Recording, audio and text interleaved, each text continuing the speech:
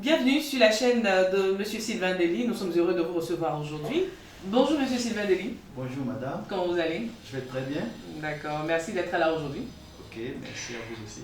Alors, qui est Monsieur Sylvain Dely? Sylvain Dely, c'est à la base un humanitaire qui a travaillé pour beaucoup d'ONG internationales, qui a participé à plusieurs missions, dans plusieurs pays d'ailleurs, mais qui aujourd'hui fait le coaching. Qu'est-ce qu'un coaching? Un coaching, c'est un processus dans lequel le coach accompagne un client qui a un besoin pour l'aider à découvrir le potentiel qui est en cette personne pour devenir meilleur. C'est ça le coaching. En un mot, si je vais définir simplement le coaching, c'est ça. C'est un accompagnement pour aider une personne à développer son potentiel qui est couché à l'intérieur de lui. Est-ce pour cela que tout le monde est appelé à être coach? Tout le monde est appelé à être coach, je dirais oui, mais non, parce que pour être coach, il y a quand même une formation qu'on fait.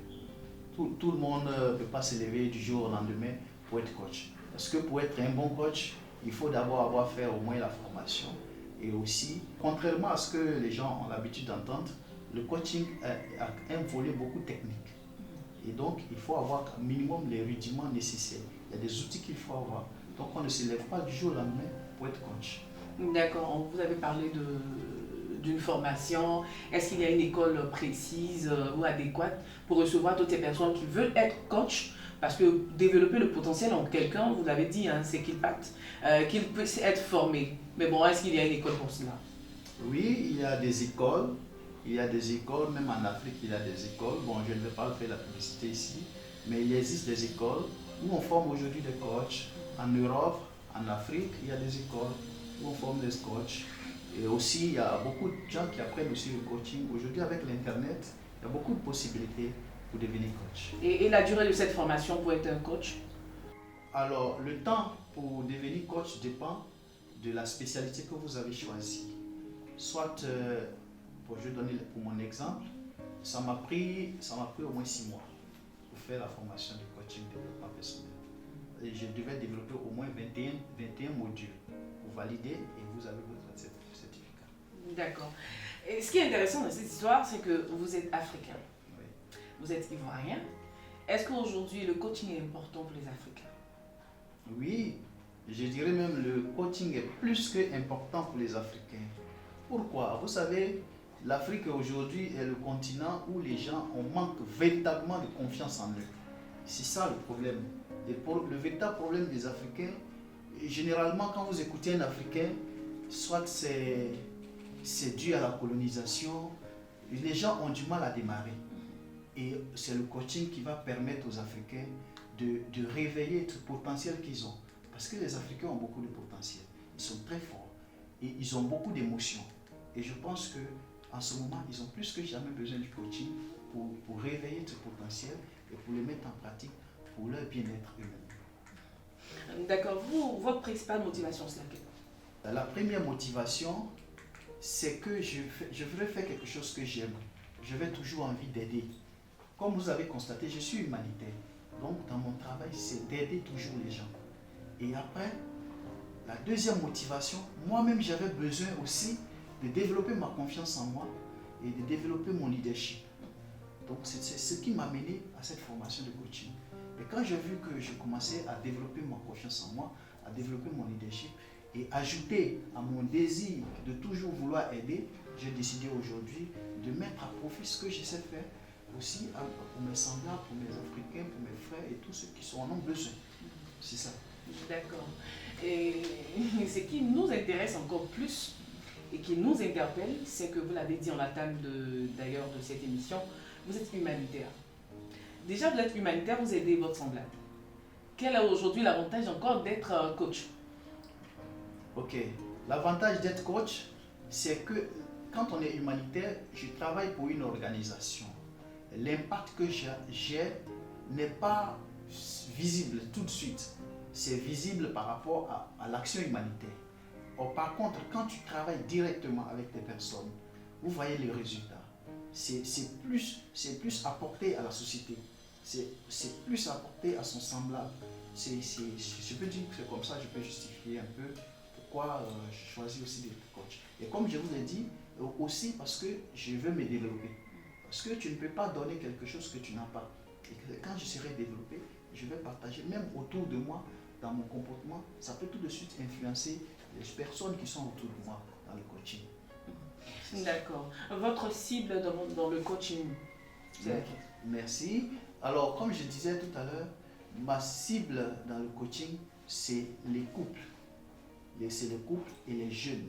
C'est surtout les jeunes. Parce qu'aujourd'hui en Afrique, on a vu qu'on a beaucoup de jeunesse. On a la jeunesse africaine. La population, quand on regarde la population en Afrique, c'est plus de jeunes dans tous les pays africains.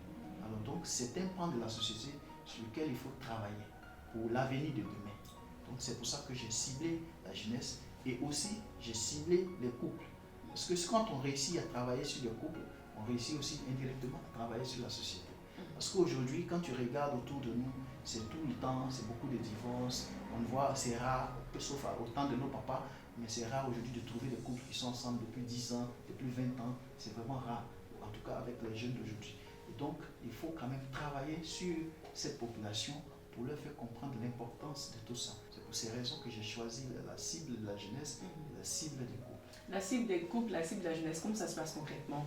C'est-à-dire, ce sont des personnes qui viennent vers vous ou c'est parce que déjà, en les voyant, vous allez vers eux pour leur apporter votre savoir-faire, votre coaching? Comment ça se passe? Alors, notre stratégie de coaching, nous allons utiliser tous les canaux. Aujourd'hui, déjà, nous allons faire ces présentations que nous ouvrons sur les réseaux sociaux. Aussi, nous pouvons faire des séminaires auprès des jeunes. Aussi, on pourra faire des coachings individuels pour des gens qui ont besoin. Vous savez, dans le coaching, ce n'est pas le coach qui vient vers le client. C'est la personne qui sent un besoin, qui veut améliorer quelque chose, qui vient vers le coach. Alors, si les gens écoutent nos vidéos, ils écoutent nos présentations, qu'ils sont touchés, qu'ils sentent qu'ils ont un besoin d'être assistés, ils nous font appel, nous, on peut les assister et les accompagner pour éveiller toujours ce qui est en eux. La jeunesse, vous l'avez dit, hein, c'est parce qu'ils sentent le besoin. Mais la jeunesse, on le dira, la folie attachée à la jeunesse. Est-ce qu'eux-mêmes, de leur propre fait, ils viennent vers vous? Ou bien ce sont les parents de ces jeunes-là qui viennent vers vous? Bon, c'est les deux. Les jeunes, on a l'impression, mais les jeunes, ils sont très, très, très intelligents. Aujourd'hui, quand tu regardes les 80% des gens qui sont sur les réseaux sociaux, à longueur de journée, c'est les jeunes. Et ils savent ce qu'ils veulent. C'est pour ça que nous allons, en fonction des thèmes que nous allons développer, ce seront des thèmes que nous allons développer à l'endroit de la jeunesse pour les amener véritablement à prendre conscience de leurs responsabilités qu'il y a à demain. Donc, je suis convaincu que les jeunes viendront d'une manière ou d'une autre. Peut-être aussi les parents pourront solliciter les coachs. Et on pourra aussi, comme je dis, organiser des séminaires publics dans des écoles, dans des lycées.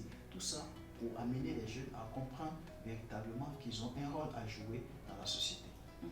Alors, parlons de vos prestations. Vous aidez votre cible, généralement, ce sont les couples, ce sont les jeunes, la jeunesse. Mais vos prestations, comment ça se passe? Alors, nos prestations, comme je dis, c'est des prestations de groupe, c'est des prestations en individuel. Je ne vais pas venir vous dire ici les prix. C'est des choses qu'on peut négocier. En fonction de vos besoins, nous allons étudier et aussi vous proposer quelque chose qui sera raisonnable pour vous et pour nous. Notre objectif, comme je dis, c'est d'abord amener un changement positif dans notre société. Et c'est surtout ça. Psychologie, psychologue, vous êtes coach en développement personnel. Est-ce que c'est, on peut le dire qu'ils sont semblables? Est-ce qu'on peut l'assimiler? Vous êtes différent d'un psychologue? On veut savoir. Merci. Le coach n'est pas un psychologue. Le coach n'est pas un psychologue. C'est vrai, en coaching, on utilise beaucoup les outils de la psychologie. Mais en coaching, on utilise aussi beaucoup d'outils. Hein. Comme je vous ai dit, on utilise les outils de la neurologie, on utilise les outils de la psychologie. En fait, dans le coaching, c'est une technique qu'on met en place et on utilise les moyens possibles qu'on a à notre disposition, mais on travaille beaucoup sur la psychologie parce que les problèmes des hommes sont généralement d'ordre psychologique, mais on n'est pas des psychologues. D'accord. Nous espérons que cela aide les plus d'un. Alors, comment reconnaît-on un bon coach en développement personnel? Le bon coach, il se reconnaît tout de suite par son résultat. Et quand tu es un bon coach, normalement, ce n'est pas toi. Parce que souvent les gens ils font la confusion. Le coach n'est pas le conseiller. Ce n'est pas un conseiller. Le coach, il te donne des outils qui vont t'amener à changer. C'est ça. C'est ça le bon coach. Alors, nous sommes au terme carrément de notre échange. Qu'est-ce que vous direz à toutes ces personnes qui vous écoutent en ce moment? Alors, je dirais à toutes les personnes qui m'écoutent que l'être humain est la meilleure création de Dieu et que nous avons un potentiel énorme et illimité en nous. Il suffit d'avoir confiance en nous, d'avoir confiance en nos potentiels et de les développer et nous pouvons réussir beaucoup de choses. Je voudrais particulièrement m'adresser à ma cible qui est la jeunesse, qui est prête aujourd'hui à faire tout pour arriver à la réussite. Les jeunes qui sont prêts à se jeter dans les eaux méditerranéennes pour aller derrière l'eau.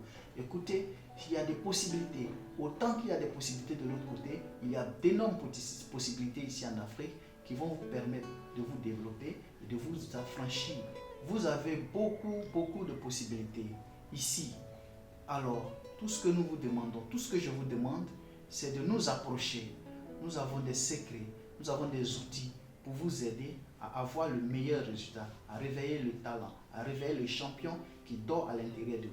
Merci, M. Sylvain Dely. Merci d'avoir répondu à toutes ces questions qui étaient une préoccupation pour plus d'hommes. Merci infiniment. Développez votre potentiel tout en vous confiant aux professionnels, bien sûr. Merci. Nous parlons de développement personnel tout en ayant un bon coaching. À bientôt.